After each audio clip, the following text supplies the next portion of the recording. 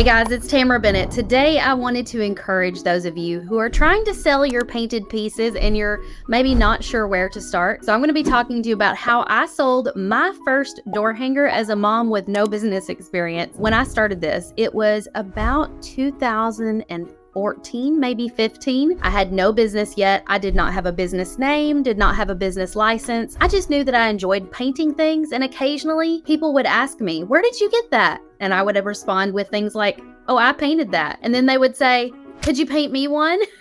And then there comes the decision of, oh no, how much am I going to charge for this? And do I really want to sell something that I've painted? Like, there comes a lot of self-doubt when somebody suddenly asks if they can buy something you've painted, because all of a sudden you start putting pressure on yourself. Like, ooh, if I have to paint another one of these, I'm going to have to do it perfect for this customer. Number one, let's address that mindset. You do not have to do it perfect for your customer. You just have to sit down and paint it as if you would paint it for yourself. Because if they have already seen something that you painted and they liked it and wanted to buy it right off of your door, then they don't need perfection. They just need your hand-painted door hanger that you made. So back when I didn't have a business, let's talk about how I sold my first door hanger. Facebook. And this was before Facebook Live. Before Facebook Live was a thing, I was going into my local buy-sell groups. I know you guys have all seen them for your hometown, where people are selling like their children's clothing or selling a car or whatever.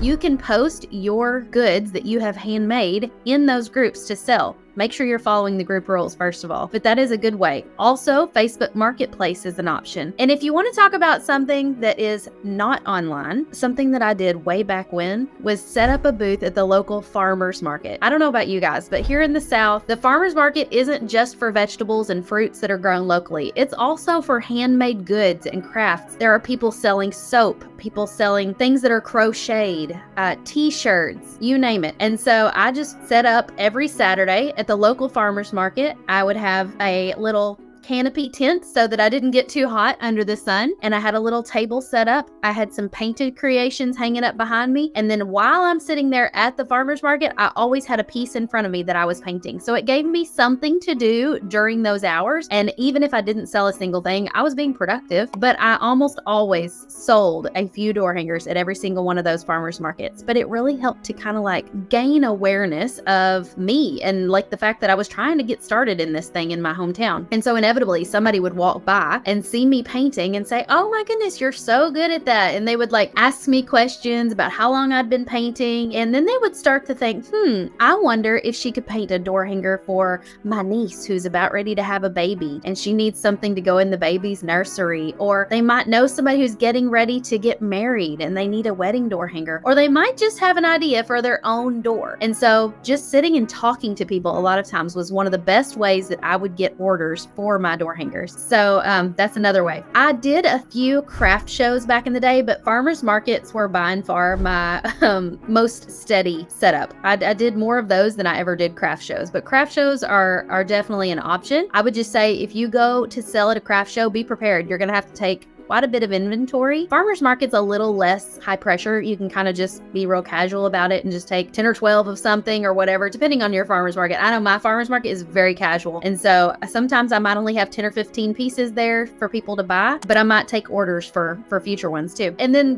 one other thing, and this is next level up from that. So I feel like we're kind of starting out with the simplest, which is just posting on Facebook. And maybe I should go back to talking about that for just a minute. So if you're posting on Facebook, let me give you some do's and don'ts. Number one, do have a really good photo of your door hanger. Not bad lighting. Make it nice and bright, natural lighting. Not where the sun is glaring on it, but where there's like indirect sunlight. Take it outside if at all possible, under like a shaded tree. That is really the best lighting. Make sure that when you post your door hanger, you don't put butterfly door hanger, $25. Don't put just blah with the price. Like, that is not the best way to sell in a Facebook post. Number one, Facebook has rules about selling on your personal page. It goes against their terms of service if you're a business and trying to sell on your personal page. And you may not be a business yet. So keep it super simple and put something a little bit more like, picture of your butterfly and say, check out this new craft or this new hobby that I've started to enjoy.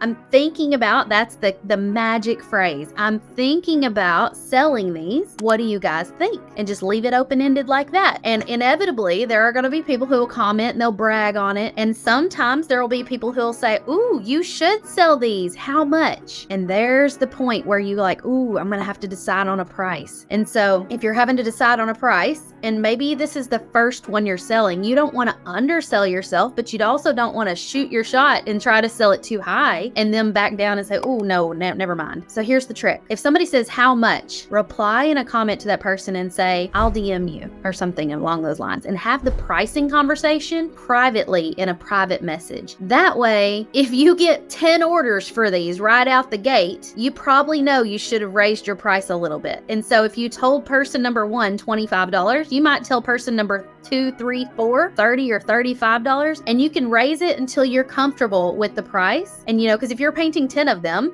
you might not want to do them for $25. You might want to do them for more like $45. And so having that pricing conversation in the DMs is a lot safer because everybody's not seeing the price you quoted somebody else over in the comments on the public post. The third way that you can sell your door hangers, and again, I said this is next level, is to sell at a local booth or Peddler's Mall type store. So in my town, it's called the Peddler's Mall, and it's one of those stores where there's like a main checkout counter at the front of the building, and then there's lots of booths of different people selling things all throughout the store, and everything in the store is tagged with their booth number and the price. And so people can walk through and shop and buy things from a lot of different booths and check out at one counter up front. This allows you to take advantage of the traffic of the people coming into the vendor booth store without you having to go out and find your own audience. So you could have a booth with like 15 or 20 items that you've just painted. Maybe you've been painting, if you've been painting for a while, you've probably gathered up quite a few door hangers at this point, and you're like, it's starting to take a lot of space. Maybe I should sell some of these. And so if that's you, if you have a ton of just pieces that you have painted sitting there, maybe it's time to open a booth and just see what you can sell. And so, if you sell 5 to 10 painted pieces a month, then you only have to, keep restocking what you've sold, and you could put newer items in there all the time. And so that's a great way for you to continuously be able to sell without having to be super salesy or try to do it on social media or go set up a booth somewhere at like a local farmer's market and sit there and try to sell all day. So it's more passive income. And so these are the 3 ways that worked for me the best: Facebook Marketplace, farmer's market, and a booth in the Peddler's Mall.